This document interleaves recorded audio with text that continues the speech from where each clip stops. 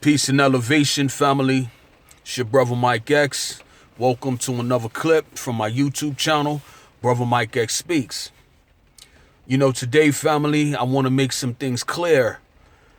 I am definitely 1000% pro-black, which means that I want to see black/African people, particularly those who have been relegated, who have been stuck, who have been knocked down, in the various project developments, in the various ghettos and poverty-stricken areas in the inner cities.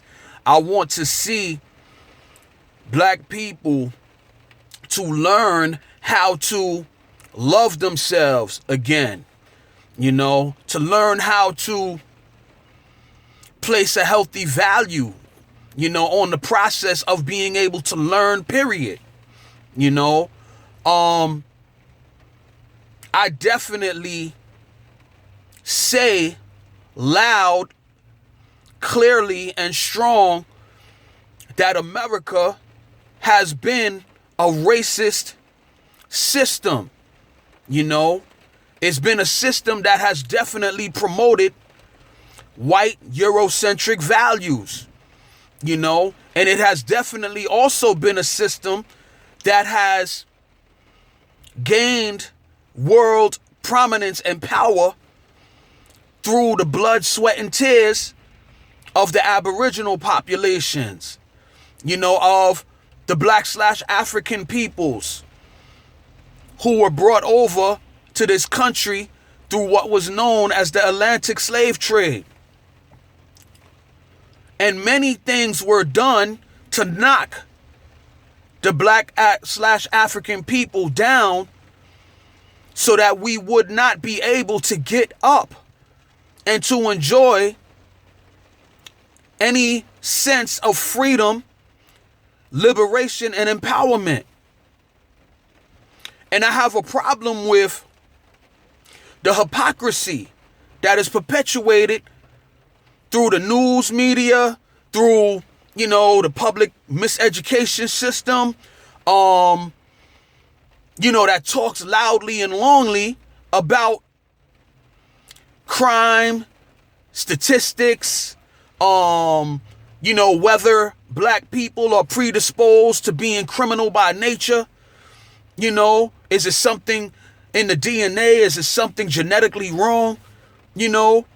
But does not talk about the efforts that have been maintained over hundreds of years to stop us from being able to heal ourselves, to stop us from being able to regenerate the family ties that white people historically in this country have done everything that they could to divide and conquer the black/African peoples. And I have a problem with that we can't speak the truth.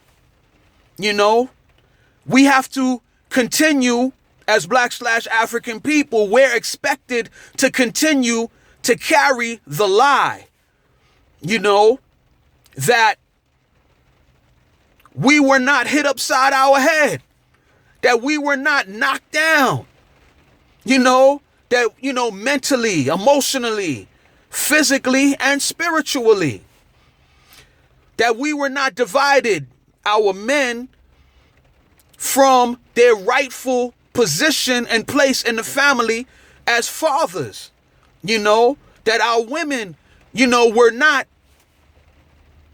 forced to step into the role of being the head of the family by themselves in many regards, because the black men were seen as a threat to the dominance of the American slaveholders. And even up to this day, today, black men are seen as a threat, when they begin to rise up and show intelligence, discipline, love, for themselves and love for their people. You know, this government has waged war on black people in general and black men in particular, particularly when they stand up to become leaders. You know, leaders to stand up and strive to bring healing, you know, strive to bring unity, strive to bring an intelligence, an awakening, you know, for us to be able to do for ourselves and our communities what other communities are able to take for granted. So over the years, our leadership has been attacked, you know, all the way up until today. Assassinated, vilified and slandered, you know, exiled, imprisoned, anything, you know, to get them out of the way so that the movements and the organizations that they represented were not able to bring a stabilization of the inner city environments, you know, where our people have lived, to bring safety, you know, to bring love, to bring healing, to bring, you know, a spirit of support and collaboration, you know, a reunification between the men and the women, so that there's, you know, being, which is the relationship between the men and the women is the foundation for stable families, so that the children born from those unions can have the benefit of mother and father in their households and don't, you know, have to continue to suffer because the family structure has been destroyed. And every time we have leadership, male or female leadership, who tries to bring that back, this government has sanctioned attacks against those people. The media attacks them. You know, the so-called liberal element a lot of times attacks them. And you know, I wanna try to promote dialogue, a truthful dialogue with people of other races, particularly white people. Because I tell you, family, you know, I've had, especially recently, I've had some white people come on my YouTube clips and attack my right to have conversation, dialogue with other black people. And not just YouTube, you know, my social media period, you know, Facebook, you know what I mean? It hasn't really happened on Instagram. But they accuse me because I speak of black love and black healing. They try to equate that with hate. I've been called a separatist. You know what I mean? I've been called a racist because I want to use my life to strive to bring, again, healing, empowerment. You know what I mean? A regeneration of family ties, nuclear family, you know, mother, father, son, you know what I mean? Daughter, an extended family, you know, striving to bring a tribal type of connection, you know, where black people across ethnic, you know what I mean, cultural lines, we won't continue to play the game of whose slave master is the best. You know what I mean? So Haitians could stop fighting with the so-called African Americans. You know what I mean? Because they speak Creole, which is a derivative of French culture. And that stops them from being able to rock out with African Americans, you know what I mean, who largely hail from a derivative of the English culture. You have so-called Afro-Latinos, you know, who come from a derivative of the Spanish culture. and others. And why are these African peoples, and this goes for West Indian, Jamaican, so many others, Afro-Brazilian, so to speak. A lot of the peoples of color who have a lot in common are not able to come together and practice love and unity because of what the European powers from, hundreds of years ago, and we're still haunted by the ghost of slavery of Willie Lynch. We haven't been able to get our acts together, and every time we try to find unity, to find common ground, you got people popping up talking about, you're talking hate. Why can't you just get past it? And, I say to you, family, like, yo, man, I'm talking to, the white liberal particularly. I'm not talking to the white racist, because the white racist has no value. They don't even pretend, that they want to have real dialogue or that they have any real concern for our humanity as people of color, as Black/African people.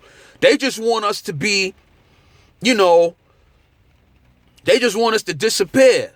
So I don't really have anything to say to that element, And I also say that very rarely in my messages do I talk about white people. I talk about the historic institution of racism, white supremacy, and white skin privilege that has dominated the American culture. I talk about that, but I don't talk about specific white people, because I feel that, I spend most of my time trying to focus on empowerment, striving to focus on love and healing.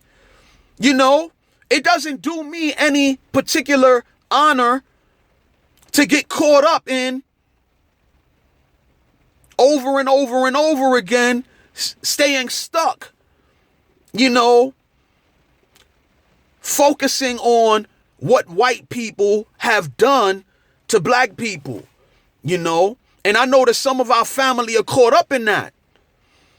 But me, I believe that love is the healing agent, the healing balm that we need to bring in our communities right now. So I don't focus on hate, even though when you begin to look at the history of what has been visited and practiced, upon white people, when you look at the history of Jim Crow, when you look at the history of slavery, when you look at the history of the Ku Klux Klan, when you look at the history of, of lynching, lynching. When you look at the history of that has led up to the prison industrial complex, when you look at the history of every single leader that has stood up for us, being attacked, and all of these people, the only thing that they wanted is they wanted you to be true to what you said in the Declaration of Independence. They want you to be true to what you said in the Constitution. They want you to be true to what you said in the Bill of Rights. They want to be able to enjoy us, to be able to enjoy our humanity. They want us to be able to enjoy the rights of being citizens. They want us to be able to enjoy the rights and privileges of being children of God. You know what I mean? But again, that is equated with hate. You know what I mean? And let's get into that a little bit more. So anyway, I'm not talking to the racists, to the open racists, that doesn't care nothing about no pretense, nothing. We ain't trying to unite with you. We ain't trying to have any open dialogue or truthful dialogue. I'm not talking to them. I'm talking to the white liberal. The one who says that, I didn't have anything to do with slavery. You know, it wasn't me. You know, I want us to be able to get past that. Well, there's a process for us to be able to get past that. First and foremost, you have to be willing to mind your business. You know what I mean? There's certain conversations that don't have nothing to do with you. You know? As a white person, from whatever particular strain, you know, or nationality that your, whiteness falls under. You know? You wouldn't allow me to come into the Italian community as a black person. And you're talking about issues specifically dealing with, the Italian community, your needs, your wants, and concerns. You wouldn't let me butt in as a black man and say, yo, man, hold up. What y'all talking about? It doesn't even make no sense. Why y'all just dealing with, the needs, wants, and concerns of the Italian community? We're supposed to be dealing with the needs, wants, and concerns of humanity as a whole. Y'all are racist. Y'all are separatists. Whatever y'all was talking about, it don't matter. Let me tell you what I think. Yo, y'all would look at me like I'm crazy. You would tell me to mind my business. You know what I mean? The same thing goes for other, strains of the community. Irish, Jewish, Chinese, Korean, whatever.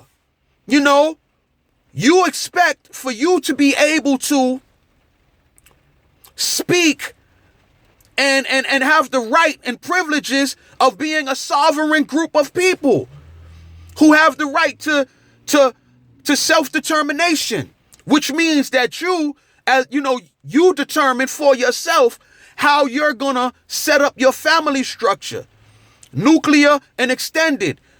You determine for yourself how you're going to build your community so that you can take care of your social, political, and economic needs. You will fight for that right to be able to do that. But then when you see black people claiming the right to determine for ourselves how we're going to heal our community, how we're going to promote love and brotherhood and sisterhood so that we can get away from the self-hatred that has been perpetuated from without. It didn't grow from within. It was perpetuated from without. It was perpetuated by the American public miseducation system that teaches us nothing of our history but that we were once slaves. Teaches us nothing, that will engender a spirit of pride, a spirit of dignity, a sense of respect for ourselves as a people and amongst you. To where you could respect us. To where if you knew all of the rich culture and history that we brought to this world, where you would have a stronger respect for us and not feel that you are superior to us, because that's what's happening. When you feel as a white person that you have the right to butt into a conversation that's taking place amongst black people so that we can help ourselves, so that we can heal ourselves, from racism, from hatred, from slander, from oppression. And we're talking amongst ourselves, and you feel that you have the right to come in uninvited to tell us that what we're talking about, we should just drop it. It doesn't even matter. Let me tell you what y'all really should be focused on. That means what that's saying is that you believe that we are inferior and that you are superior. It speaks to a vanity. You know what I mean? It speaks to a sense of like, what that word is escaping me right now, that you are in love with. You have bought into what this society pushes. That white people are, inherently superior, which is perpetuated throughout your history books, which is perpetuated through, this glorification of whiteness. So when we say things like black love, you say, why you gotta be black love? Or when we say black lives matter, you say, why it can't be all lives matter? This very system, the social system, the political system, the economic system, the educational system, the media system, all of it glorifies whiteness. So your sense of personal dignity and pride, it doesn't need any slogans. Because the whole system buttresses who you believe yourself to be. Superior. So you haven't been attacked physically. You haven't been attacked emotionally. You haven't been attacked mentally. You haven't been attacked and held down and oppressed spiritually. The system affirms your right to be superior. So you don't need things to say white lives matter or all lives matter, because the system already affirms you. But dealing with a people who have been separated from their history, from their culture, a people who have been separated from the right to be human beings, with the right to take advantage of education, so that we could use education to help us to plan, to debate, to strategize how we could solve our own problems. Instead of us being knocked down to the level of animals. Malcolm X once said, history is a people's memory. Without it, they are demoted to the level of the lower animals. So when you see the savagery, when you see the criminality in the black inner city neighborhoods, this comes as a direct result from a system that doesn't want black leadership to exist. They don't want us to regain a healthy love and respect for educational pursuits, so that we can become independent and self-determining and move from the position of being on that dead level, that animalistic level. We see all the time in the society, man, commercials and other things.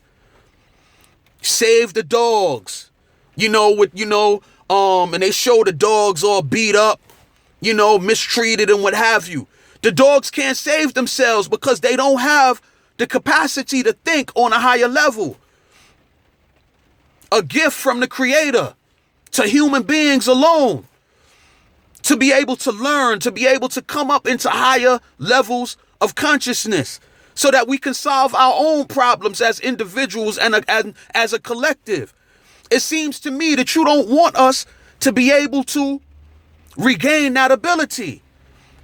You want us to stay on a level where we're dependent on you for our food. We're dependent on you for our clothes. We're dependent on you for our housing. We're dependent on you for our safety.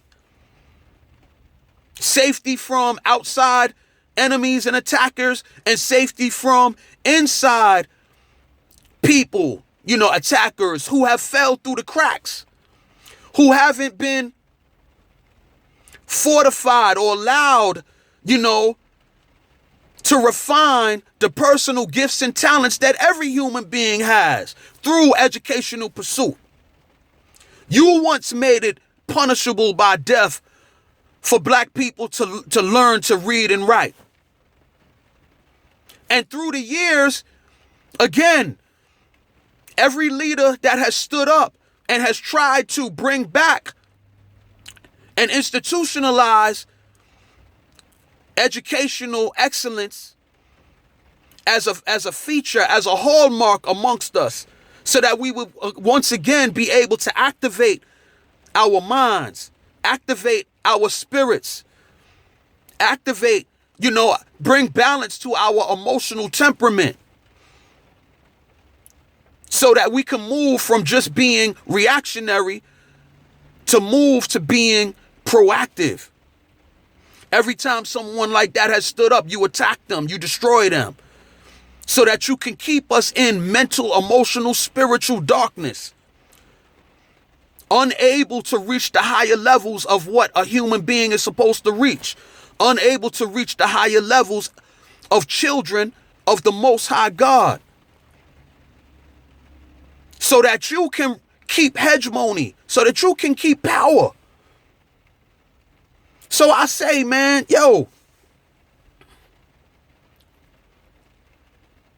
don't barge into our conversations. If you really want there to be a possibility for us to be able to bring some level of peace between the races, the cultures, the ethnicities, you have to be able to want for us and respect for us what you demand and will fight and kill to protect for your own people. Malcolm X was once asked by a reporter, it was after, a interview, and they asked him, they said, well, what now? What are you going to do now? And you saw the look on Malcolm's face as he looked at the interview, and he said, yo, he didn't say, yo, that's me saying that. He said, I'm the man that you think you are. He said, I want for my people what you want for your people. I'm prepared to do for my people what you would do for your people if your people was in the same position that my people are in.